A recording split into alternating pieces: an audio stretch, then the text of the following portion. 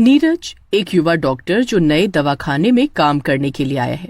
वो अपने पेशे के प्रति समर्पित है, लेकिन कुछ अजीब घटनाओं ने उसे परेशान कर दिया है। स्नेहा एक मरीज जो अनिद्रा से जूझ रही है और दवाखाने में इलाज के लिए आई है। वो भूतों पर विश्वास नहीं करती, लेकिन वहाँ की घटनाओं ने उसे सोचने पर मजबूर कर दिया है। नीरज ने नए दवाखाने का पहला दिन शुरू किया। जैसे ही वो भीतर दाखिल हुआ, उसे एक अजीब सा एहसास हुआ, जैसे कोई उसे देख रहा हो। यहाँ का माहौल कुछ अजीब है, शायद सिर्फ मुझे ही ऐसा लग रहा है।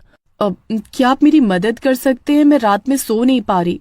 लेकिन जैसे ही उसने उसका मुआयना किया, उसे महसूस हुआ कि कुछ अजीब घटित हो रहा है। दवाखाने का वातावरण दिन के समय भी अजीब सा था। नीरज ने स्नेहा का इलाज शुरू किया, लेकिन जैसे जैसे वो उसकी जांच कर रहा था, अचानक अंधेरे कोने से एक हल्की फुसफुसाहट सुनाई दी।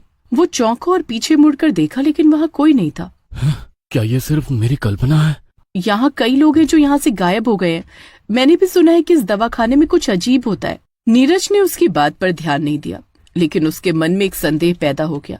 वो अपने काम में व्यस्त हो गया। जैसे ही उसने स्नेहा को दवा दी, उसे अचानक काउंटर पर एक पुराना फोल्डर दिखा। फोल्डर को खोलते ही उसमें कुछ पुरानी तस्वीरें मिली, मरीजों की जो अब यहाँ नहीं थी। यहाँ कुछ तो गलत है।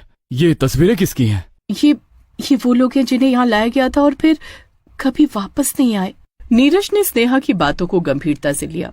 वो फोल्डर को अच्छी तरह से देखने लगा और उसमें से एक नाम पर उसकी नजर टिक गई, अनु वर्मा।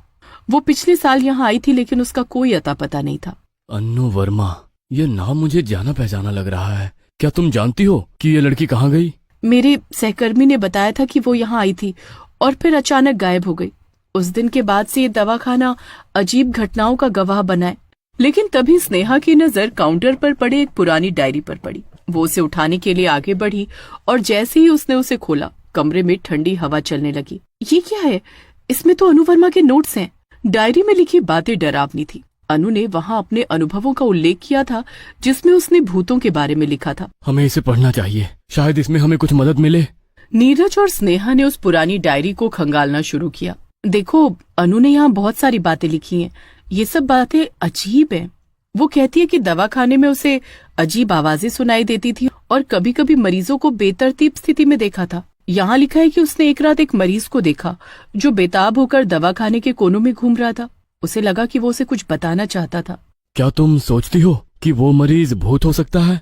शायद, लेकिन अगर ऐसा है तो हमें जानना होगा कि वो क्या चाहता है। स्नेहा ने हल्का सा मुस्कुराते हुए कहा, अरे ये तो फिल्म ही लग रहा है।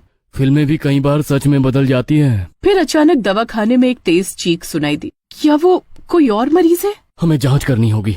चलो देखेंगे क्या हो रहा है। नीरज और स्नेहा ने आवाज की दिशा में दौड़ लगाई। वो कमरे के दरवाजे के पास पहुँचे, जहाँ से चीख सुनाई दे रही थी। क्या तुम तैयार हो? हमें देखना होगा। हाँ, लेकिन जल्दी। उन्होंने दरवाजा खोला और भीतर घुस गए। अंदर एक मरीज अपने बिस्तर पर बेहोश पड़ा हुआ था। क्या ये वही मरीज है? नीरज ने ध्यान से देखा और कहा, शायद, लेकिन वो तो बिल्कुल बेहोश लग रहा है। तभी अचानक मरीज की आंखें खुल गईं और उसने घबरा कर कहा, वो आ रहा है, वो आ रहा है। कौन आ रहा है? क्या तुम हमें बता सकते हो? वो मेरे पीछे है, वो मुझे ले जाने आया है।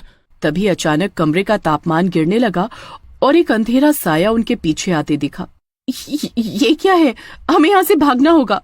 स्नेहा और नीरज तेजी से कमरे से बाहर भागने की कोशिश करने लगे, लेकिन दरवाजा अपने आप बंद हो गया।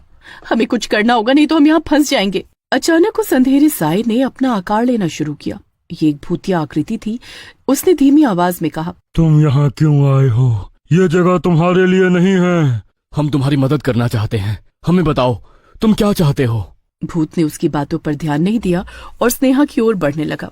तभी नीरज ने एक हिम्मत जुटाते हुए कहा, हम तुम्हें यहाँ से जाने नहीं देंगे। तुम हमें अपनी कहानी बताओ। भूत ने थोड़ी देर के लिए रुककर उन्हें देखा। उसकी आंखों में एक चमक आई, जैसे वो अपनी कहानी सुनाने के लिए तैयार हो गया हो। मैं यहाँ एक डॉक्टर था जो अपने मरीजों को ठीक करने की कोशिश करता था, लेकिन एक दिन मैंने एक गलती की। एक मरीज की पहचान बदलने के कारण मैंने उसे गलत इलाज किया। वो व्यक्ति मर गया। उसकी आत्मा अभी भी इस दरवाजे में कैद है और मैं उसे छुड़ाने के लिए तरस।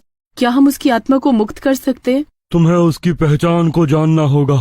उसकी आत्मा को शांति दिलाने के लिए तुम्हें उस दरवाजे के पिछले हिस्से में एक पुरानी फाइल ढूंढनी होगी।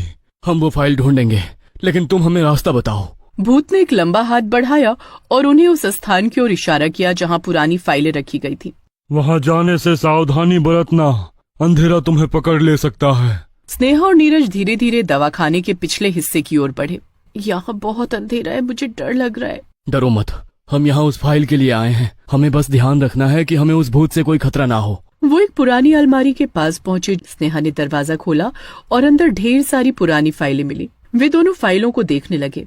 ये तो सब पुरानी फाइलें हैं, लेकिन हमें कौन सी फाइल चाहिए? तभी एक फाइल नीचे गिर गई और खुल गई। उसमें एक मरीज का नाम और उसकी तस्वीर थी।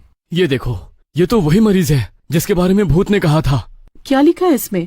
यहाँ लिखा है कि उसका इलाज गलत तरीके से किया गया था और उसका नाम यहाँ है।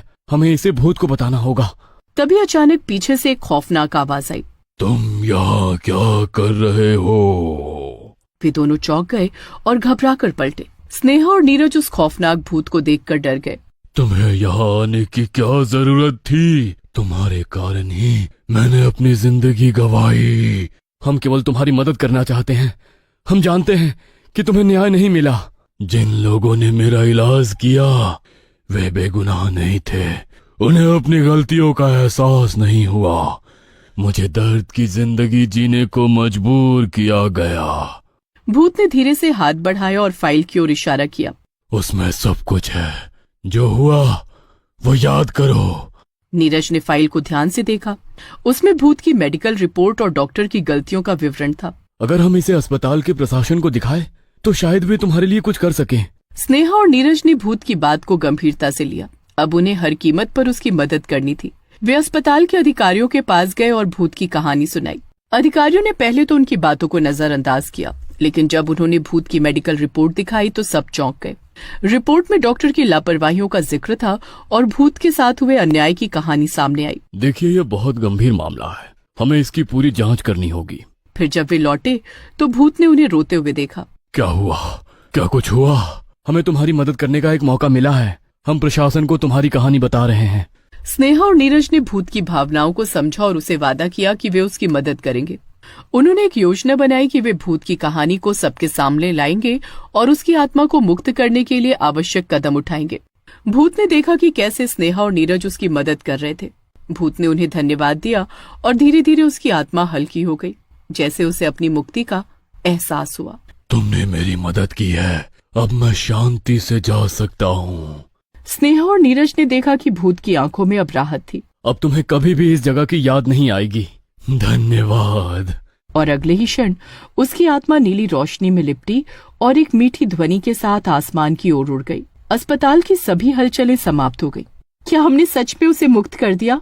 हाँ, अब वो शांति में है। दोनों ने एक दूसरे की ओर देखा और महसूस किया कि उन्होंने न केवल भूत की मदद की, बल्कि अपने डर को भी पार कर लिया था। अब उन्हें भी इस भूतिया दवाखाने में एक नई शुरुआत करने का मौका मिला था।